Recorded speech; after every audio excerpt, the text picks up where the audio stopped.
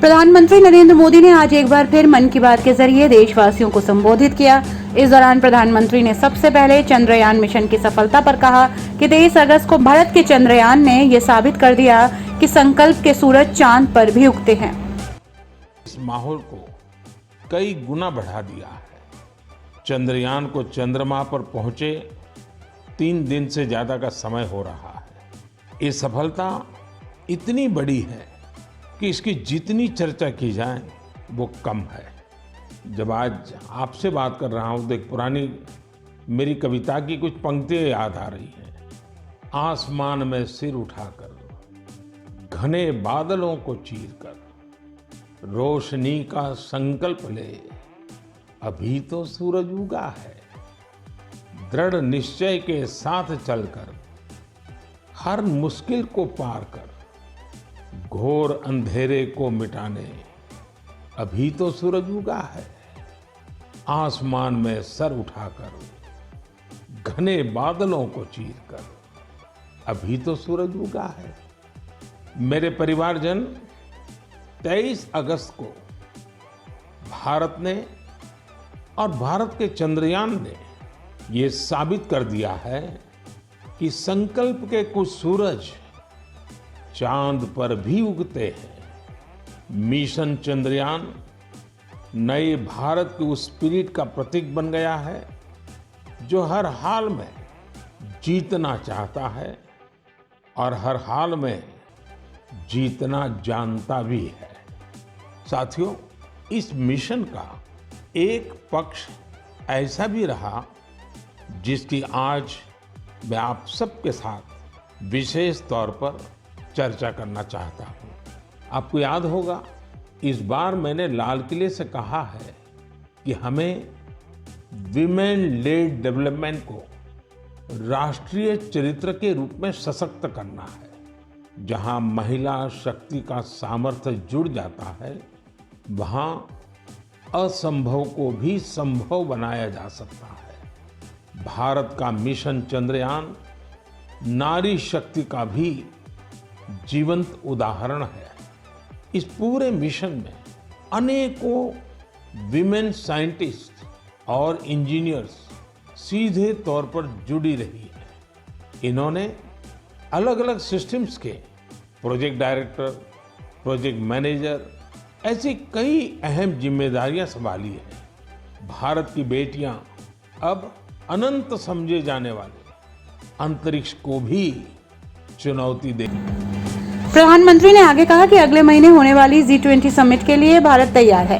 इसमें हिस्सा लेने के लिए 40 देशों के राष्ट्राध्यक्ष भारत आ रहे हैं। अपनी अध्यक्षता के दौरान भारत ने G20 को और ज्यादा एक्सक्लूसिव फोरम बनाया है। भारत के निमंत्रण पर ही अफ्रीकी देशों के राष्ट्राध्यक्ष इस कार्यक्रम में जुड़ेंगे। सितंबर का महीना भारत के सामर्थ्य का साक्षी बनने जा रहा है। अगले महीने होने जा रही G20 लीडर समिट के लिए भारत पूरी तरह से तैयार है। इस आयोजन में भाग लेने के लिए 40 देशों के राष्ट्राध्यक्ष और अनेक ग्लोबल ऑर्गेनाइजेशंस राजधानी दिल्ली आ रहे हैं। G20 समिट के इतिहास में ये अब तक की सबसे बड़ी भागीदारी होगी। अपनी प्रेसिडेंसी के दौरान भारत ने G20 को और ज्यादा इंक्लूसिव फोरम बनाया है। भारत के निमंत्रण पर ही अफ्रीकन यूनियन भी G20 से जुड़ी और अफ्रीका के लोगों की आवाज दुनिया के इस अहम प्लेटफॉर्म तक पहुंची। साथियों, पिछले साल बाली में भारत को G20 की अध्यक्षता मिलने के बाद से अब तक इतना कुछ हुआ है जो हमें गर्व से भर देता है। दिल्ली में बड़े बड़े कार्यक्रमों की परंपरा से हटकर हम इसे देश के अलग अलग शहरों में ले गए। देश के 60 शहरों में इससे जुड़ी करीब करीब 200 बैठकों का आयोजन किया गया। G20 डेलीगेट्स जहां भी गए, वहां लोगों ने गर्मजोशी से उनका स्वागत किया। ये डेलीगेट्स हमारे देश की डाइवर्सिटी देखकर, हमारी वाइब्रेंट डेमोक्रेसी देखकर बहुत ही प्रभावित हुए। उन्हें ये भी एहसास हुआ कि भारत में कितनी सारी संभावनाएं हैं। साथियों, G20 की हमारी प्रेसिडेंसी पीपल्स प्रेसिडेंसी है, जिसमें जन भागीदारी की भावना सबसे आगे है। G20 के जो 11 एंगेजमेंट ग्रुप्स थे, उनमें एकेडेमिया, सिविल सोसाइटी, युवा, महिलाएं, हमारे सांसद, एंटरप्रेन्योर्स और अर्बन एडमिनिस्ट्रेशन से जुड़े लोगों ने अहम भूमिका निभाई। इसे लेकर देश भर में जो आयोजन हो रहे हैं, उनसे किसी न किसी रूप से 1.5 करोड़ से अधिक लोग जुड़े हैं। जन भागीदारी की हमारी इस कोशिश में एक ही नहीं बल्कि दो विश्व रिकॉर्ड भी बन गए हैं। वाराणसी में हुई G20 क्विज में 800 स्कूलों के 1.25 लाख स्टूडेंट्स की भागीदारी एक नया विश्व रिकॉर्ड बन गया।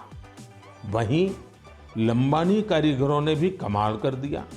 450 कारीगरों ने करीब 1800 यूनिक पैचेज का आश्चर्यजनक कलेक्शन बनाकर अपने हुनर और क्राफ्ट्समैनशिप का परिचय दिया है। G20 में आए हर प्रतिनिधि हमारे देश की आर्टिस्टिक डाइवर्सिटी को देखकर भी बहुत हैरान हुए।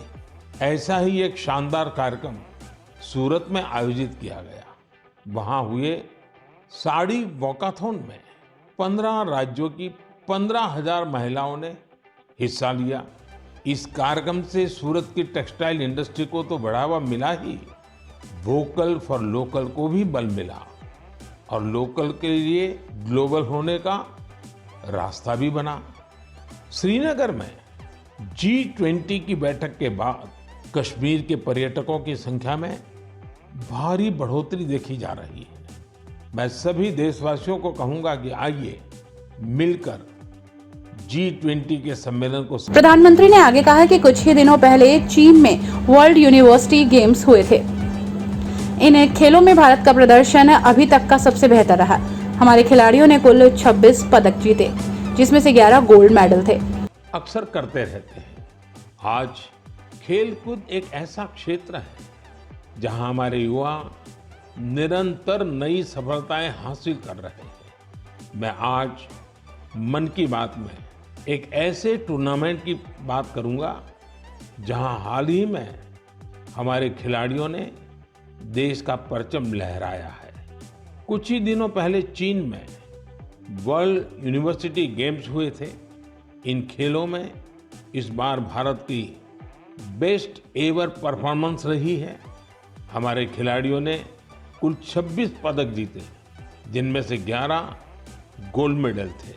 आपको ये जानकर अच्छा लगेगा कि 1959 से लेकर अब तक जितने वर्ल्ड यूनिवर्सिटी गेम्स हुए हैं, उनमें जीते सभी मेडल्स को जोड़ दें तो भी ये संख्या 18 तक ही पहुंचती है। इतने दशकों में सिर्फ 18, जबकि इस बार हमारे खिलाड़ियों ने 26 मेडल। मन की बात के 104वें संस्करण में प्रधानमंत्री मोदी ने संस्कृत भाषा पर अपनी बात रखते हुए कहा कि संस्कृत दुनिया की सबसे प्राचीन भाषाओं में से एक है।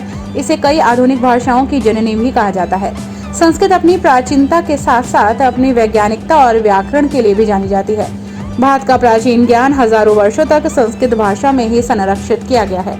आज देश में संस्कृत को लेकर जागरूकता और गर्व बढ़ा है। साल 2020 में 3 संस्कृत डीम्ड यूनिवर्सिटीज को सेंट्रल यूनिवर्सिटीज बनाया गया है। अब ज्यादा से ज्यादा संस्कृत सीख रहे हैं। कई संस्थान भी इस दिशा में बहुत अच्छा काम कर रहे हैं, जैसे कि Sanskrit promotion foundation, Sanskrit for योग, संस्कृत फॉर आयुर्वेद और संस्कृत फॉर बुद्धिज्म जैसे कई कोर्सेज करवाता है। संस्कृत भारती लोगों को संस्कृत सिखाने का अभियान चलाती है। इसमें आप 10 दिन के संस्कृत संभाषण शिविर में भाग ले सकते हैं। मुझे खुशी है कि आज लोगों में संस्कृत को लेकर जागरूकता और गर्व का भाव बढ़ा है। इसके पीछे बीते वर्षों में देश का विशेष योगदान भी है। जैसे 3 संस्कृत डीम्ड यूनिवर्सिटीज को 2020 में सेंट्रल यूनिवर्सिटीज बनाया गया। अलग अलग शहरों में संस्कृत विश्वविद्यालयों के कई कॉलेज और संस्थान भी चल रहे हैं। आईआईटी और आईआईएम्स जैसे संस्थानों में संस्कृत केंद्र काफी पॉपुलर हो रहे हैं। साथियों, अक्सर आपने एक बात जरूर अनुभव की होगी, जड़ों से जुड़ने की, हमारी संस्कृति से जुड़ने की, हमारी परंपरा का बहुत बड़ा सशक्त माध्यम होती है हमारी मातृभाषा। जब हम अपनी मातृभाषा से जुड़ते हैं तो हम सहज रूप से अपनी संस्कृति से जुड़ जाते हैं, अपने संस्कारों से जुड़ जाते हैं, अपनी परंपरा से जुड़ जाते हैं, अपने चिर पुरातन भव्य वैभव से जुड़ जाते हैं। ऐसे ही भारत की एक और मातृभाषा है गौरवशाली तेलुगु भाषा। 29 अगस्त तेलुगु दिवस मनाया जाएगा। अंदरिकी तेलुगु भाषा दिनोत्सव शुभाकांक्षलु। आप सभी को तेलुगु दिवस की बहुत बहुत बधाई। तेलुगु भाषा के साहित्य और विरासत में भारतीय संस्कृति के कई अनमोल रत्न छिपे हैं। तेलुगु की इस विरासत का लाभ पूरे देश को मिले, इसके लिए कई प्रयास भी किए जा रहे हैं। मेरे परिवारजनों, मन की बात के कई एपिसोड्स में हमने टूरिज्म पर बात की है। चीजों या स्थानों को साक्षात खुद देखना, समझना और कुछ पल उनको जीना एक अलग ही अनुभव देता है। कोई समंदर का कितना ही वर्णन कर दे, लेकिन हम समंदर को देखे बिना उसकी विशालता महसूस नहीं कर सकते। कोई हिमालय का कितना ही बखान कर दे, लेकिन हम हिमालय को देखे बिना उसकी सुंदर। पीएम ने अपने देश के दुग्ध उत्पादन पर भी बात रखी। हमारी माताओं और बहनों के जीवन में बड़ा परिवर्तन लाने में तो इसकी बहुत अहम भूमिका रही है। कुछ ही दिनों पहले मुझे गुजरात की बनास डेयरी के एक इंटरेस्टिंग इनिशिएटिव के बारे में जानकारी मिली। बनास डेयरी एशिया की सबसे बड़ी डेयरी मानी जाती है। यहाँ हर रोज औसतन 75 लाख लीटर दूध प्रोसेस किया जाता है। इसके बाद इसे दूसरे राज्यों में भी भेजा जाता है। दूसरे राज्यों में यहाँ के दूध की समय पर डिलीवरी हो, इसके लिए अभी तक टैंकर या फिर मिल्क ट्रेनों का सहारा लिया जाता था। लेकिन इसमें भी चुनौतियां कम नहीं थी। एक तो यह कि लोडिंग और अनलोडिंग में समय बहुत लगता था और कई बार इसमें दूध भी खराब हो जाता था। इस समस्या को दूर करने के लिए भारतीय रेलवे ने एक नया प्रयोग किया। रेलवे ने पालनपुर से न्यू रेवाड़ी तक ट्रक ऑन ट्रैक की सुविधा शुरू की। इसमें दूध के ट्रकों को सीधे ट्रेन पर चढ़ा दिया जाता है, यानी ट्रांसपोर्टेशन की बहुत बड़ी दिक्कत इससे दूर हुई है। ट्रक ऑन ट्रैक सुविधा के नतीजे बहुत संतोष देने वाले रहे हैं। पहले जिस दूध को पहुंचाने में 30 घंटे लग जाते थे, वो अब आधे से भी कम समय में पहुंच रहा है। इससे जहां ईंधन से होने वाला प्रदूषण रुका है, वहीं ईंधन का खर्च भी बच रहा है। इससे बहुत बड़ा लाभ ट्रकों के ड्राइवरों को भी हुआ है, उनका जीवन आसान बना है। साथियों, कल एक प्रधानमंत्री नरेंद्र मोदी हर महीने के अंतिम रविवार को मन की बात के जरिए देशवासियों को संबोधित करते हैं।